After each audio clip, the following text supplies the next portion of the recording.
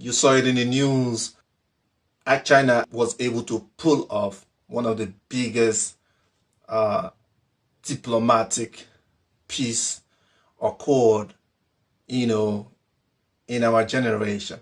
China was able to get Saudi Arabia and Iran together on a table and make peace. I mean, literally, Saudi Arabia and Iran has been technically at war for decades. Why did China take this endeavor to bring peace between Saudi Arabia and Iran? It's not just an act of convenience that they did that, okay? They did that purely because of business.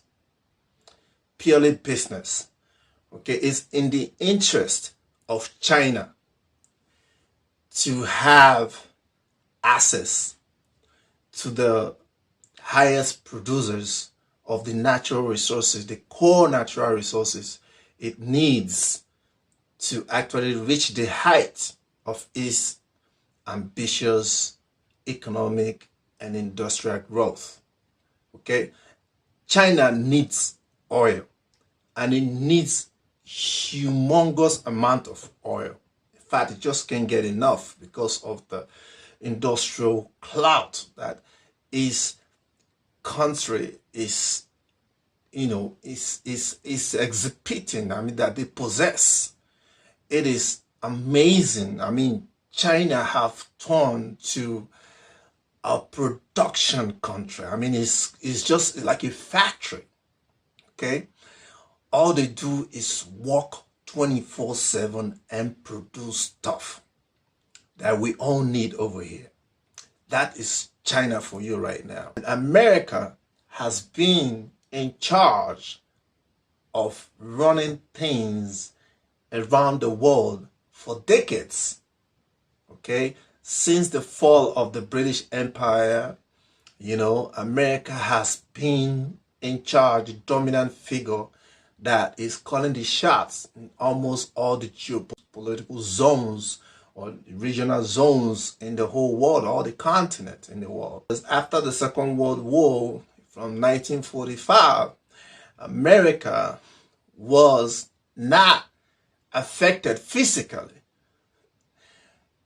during the war because its territory is far off, behind the Atlantic Ocean. So no bombs or planes flew over to do any kind of harm in America. So while the war was going on, America was busy, okay, producing, working, strategizing and supporting its allies. And for it to support you as an ally, of course, there have to be some underground dealings and agreements and arrangements that need to be made, things that will benefit America. So that is how America became very powerful after the Second World War, because it was able to reach into several deals, with the European countries that were kind of like, engulfed in this war. The whole of Europe, including United Kingdom. I mean, they had conflict in China, with Japan. There was conflict all over. Okay, and USSR was a major part of that conflict against Hitler in Germany. Okay, so you have Hitler, you have fighting the British and Russia at the same time, and conquering a whole lot of countries within Europe. Okay, so that is how this war took so long. Now America came in as a supporter, okay, to support UK, from being annihilated, okay, and then of course at the end of the day, Russia lost a whole lot of its citizens in that war. 20-something million Russians died in that Second World War. So now when the war finished and Germany was conquered, now America took a whole lot of scientists, a whole lot of skilled, educated German creators, inventors, into America. And these people became very useful to America. So they got them to work, and that's how America was, started, having the Industrial Revolution as at that time. And America had a whole lot of money. So the European countries and UK, they were broke, serving, the tragedies of war. So America was actually conditioning the economies in Europe, giving out loans and, and created IMF, World Bank, and has its own stooges to actually be the directors and be in charge. And they would do whatever they have to do in the interest of America. Because that's how America became very powerful, and it became an industrial nation. So whatever America produces, since then, they actually just send it out to all these areas that have been victims of the war. Okay, so became financial capital, became industrial capital around the world. As at this time, America has already done what it did with Japan. Japan was still strong back then, but after Pearl Harbor attack, that Pearl Harbor attack, I still believe that, America saw it coming. The Japanese were actually lured into that attack. Okay, America wanted that attack to take place, so they were actually had, because they know they were stronger, and they actually had the perfect opportunity to tame Japan, make it a vassal state. Okay, and that is what they achieved easily after they dropped the nuclear bombs in Hiroshima and Nagasaki. Okay, that made Japan surrender.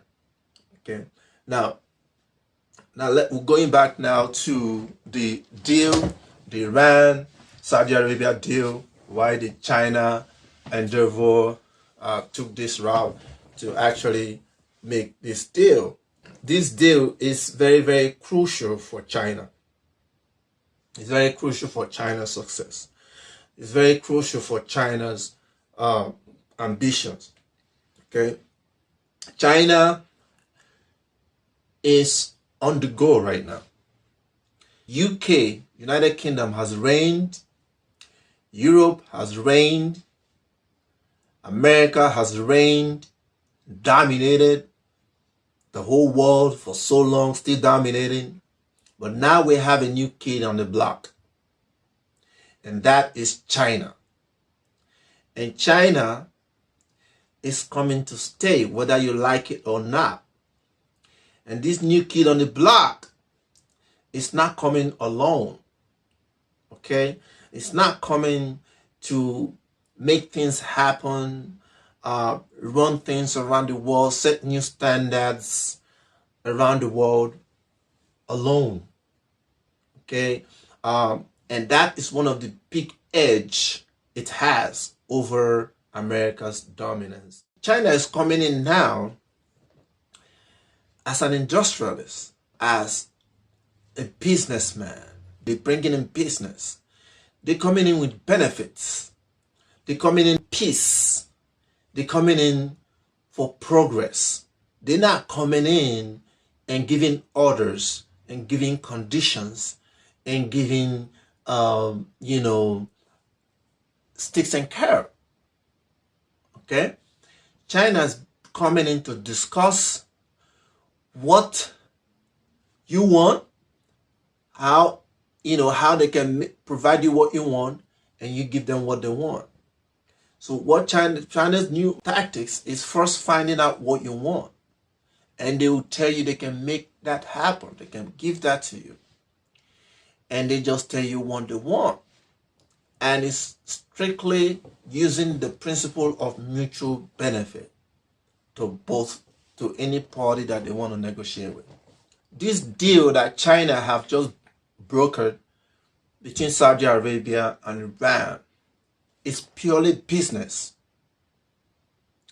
It's for energy security. Simple. Financial and energy security. Now it's energy security for China and financial security for Saudi Arabia and Iran. Okay? So now bear in mind that China has a big load on his head right now. The BRICS formation. Okay? China is trying to bring these BRICS countries, the BRICS plus other countries that they've gotten interested in it to be part of it, is bringing them together, and it's a very, very big task. Humongous, very ambitious task to bring these developing countries together to counter the West. The West has been running things economically, militarily, politically, socially, everything. They've been running things. And that's where you keep hearing, the rule-based order. That is the policies that they've created for you to follow.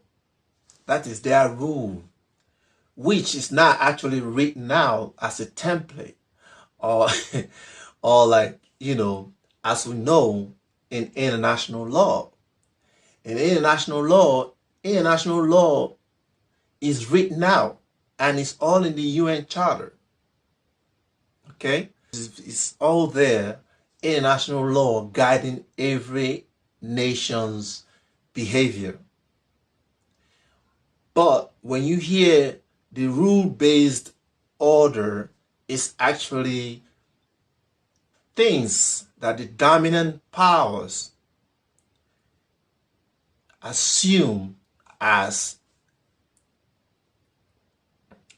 the set of behaviors that every nation must adhere to, solely to not keep the West upset. So you must follow those rule-based orders so you will not go against their interests. And China is trying to counter that right now. Okay?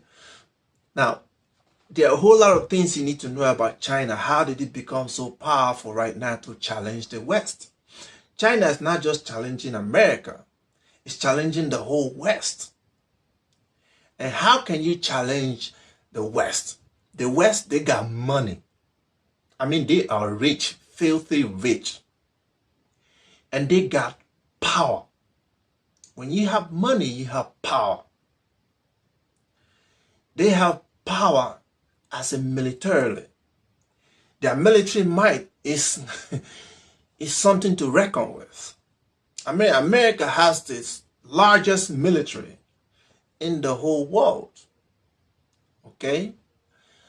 I won't say it has the strongest or the most effective military in the world today. Nah, it doesn't. But it has the largest military in the world, with over 800 military bases around the world that they use to control their spheres of influence among nations. China is trying to counter that now, because you can see that since Barack Obama presidency, Barack Obama got into office since 2008, okay, to 2016. And when during the last term of Barack Obama, he announced a new pivot to Asia because China was now growing up and becoming big. So China needed to be calmed down, because when somebody becomes big, it's like raising your kid. You're raising your kid from childhood, and now it becomes adult at the age of 18. You see, you are limited to things you can say to him. You are limited to the things, how you can push him around, because he can challenge you. He's a man now, okay? So he can rather pack his stuff and leave your house and start his own life if he's no longer comfortable with your conditions, with your whatever. So that is how China is right now. China have been under the umbrella of America for so long, okay? And now they're breaking off, and they're breaking off in a very big way. China is right now very, very rich, filthy rich, okay? But not as rich as America. You need to know that as of right now. But it's filthy rich because of its production power, its industrial capacity. That has already surpassed America and Europe. Europe is just, when I mention America, that goes with Europe and all that, because all European countries right now are all vassals of America. Okay? So America controls everything that's going on right now in Europe, politically, financially, militarily, even socially. Now, China have these bricks that they are using now to come up strong. Now, these BRICS countries that you're seeing right now, what does BRICS mean?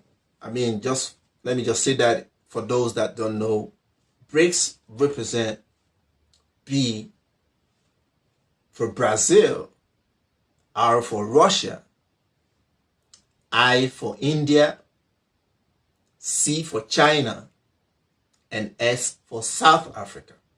These are the primary countries, 5 countries that came together to start these BRICS countries as an economic development, club of countries.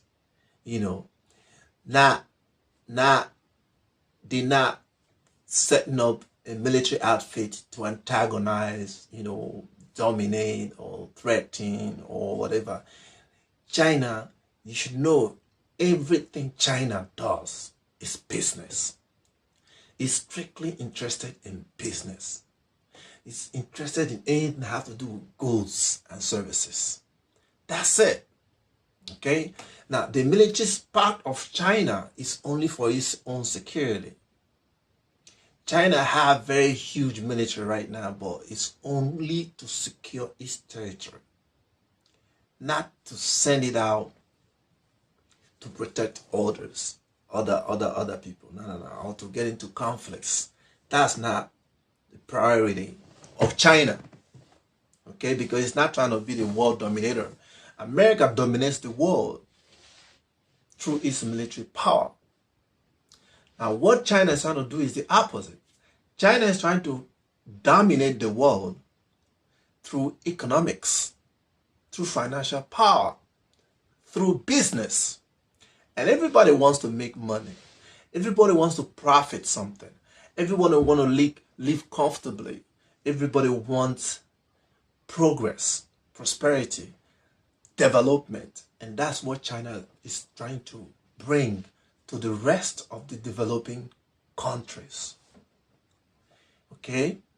Now, when China started this, a lot of American, elites and European elites did not envision how fast China can achieve its goal. They were negligent in undermining, underrating China's prowess. Okay? China's prowess actually started from Africa. These people are very smart. They started from Africa.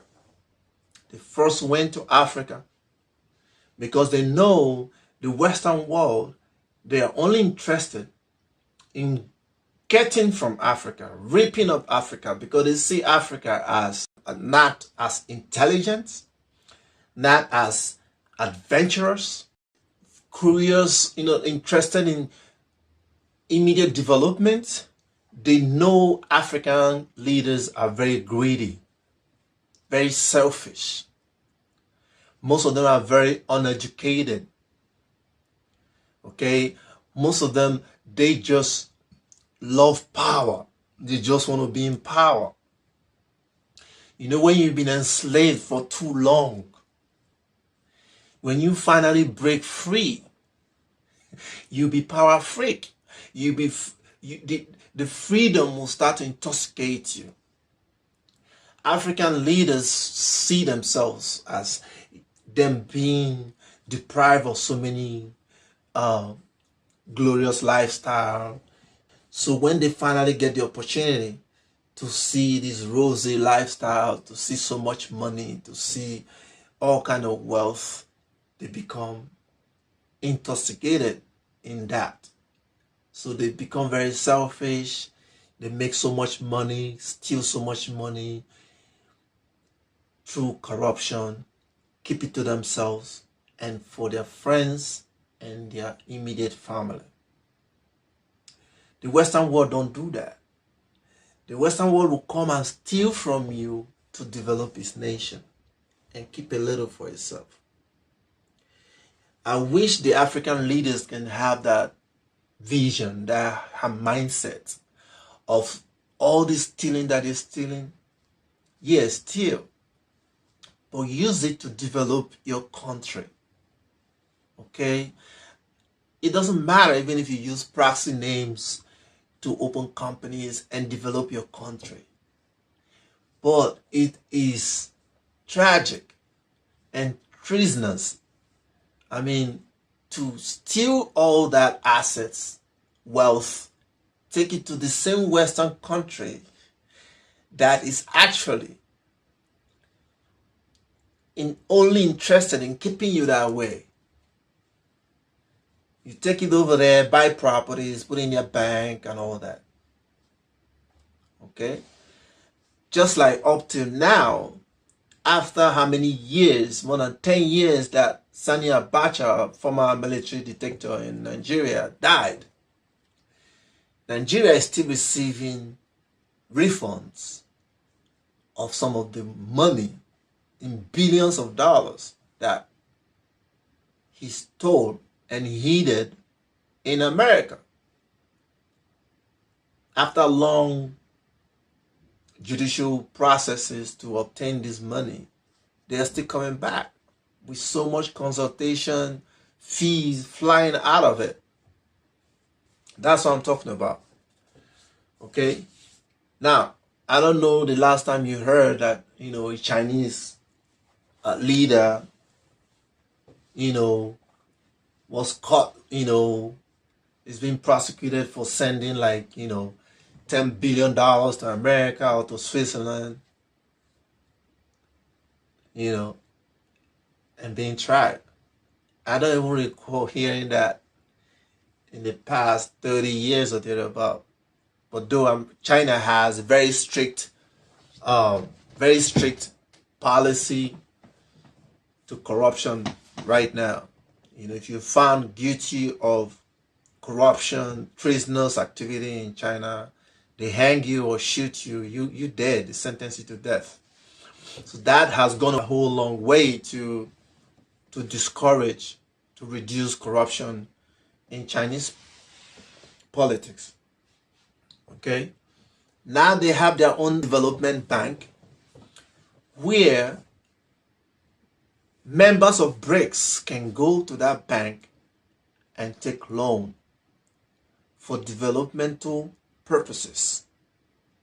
Not for selfish purposes to steal and all that. No. They will give you loan at the least interest rate, and serious undertakings will be signed to make sure that money is used for the purpose it's being taken for, and they will investigate it, okay, to limit some sort of corruption that goes on. So the kind of money you get from that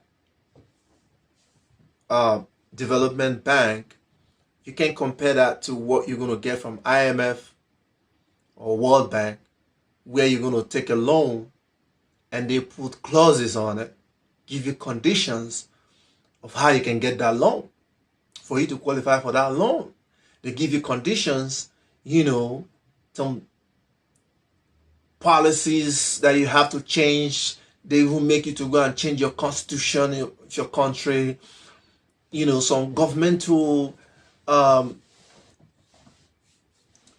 amendments that you need to make in your own country to qualify for that loan. They can even go as far as, tell you who and who not to appoint in your government.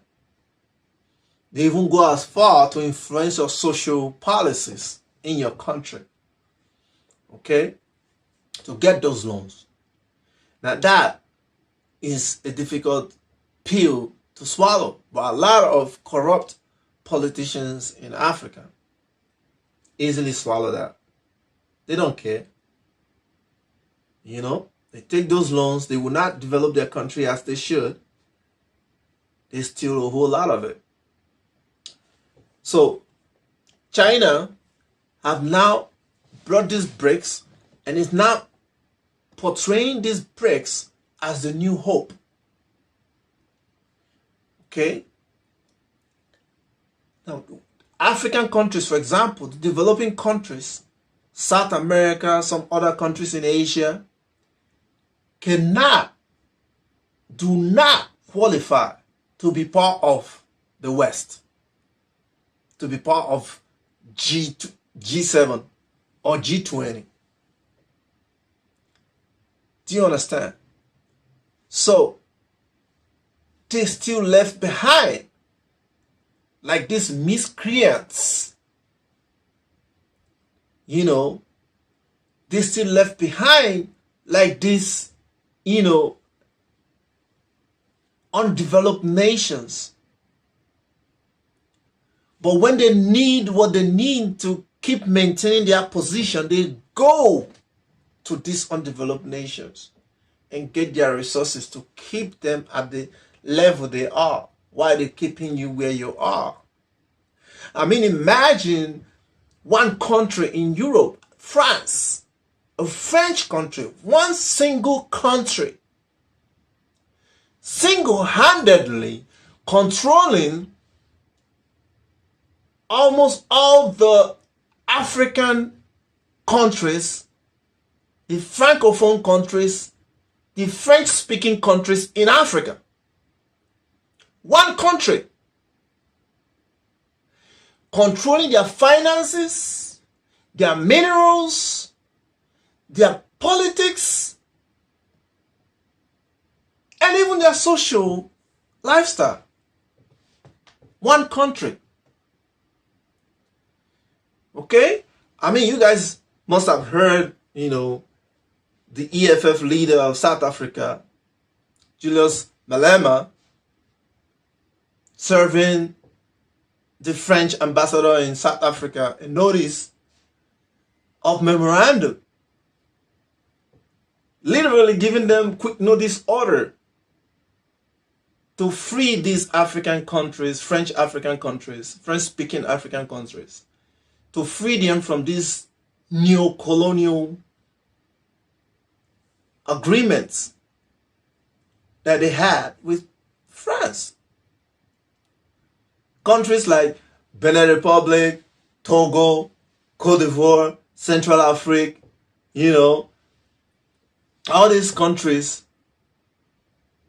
do you know that all their reserve, financial reserve, is in France, in Paris? And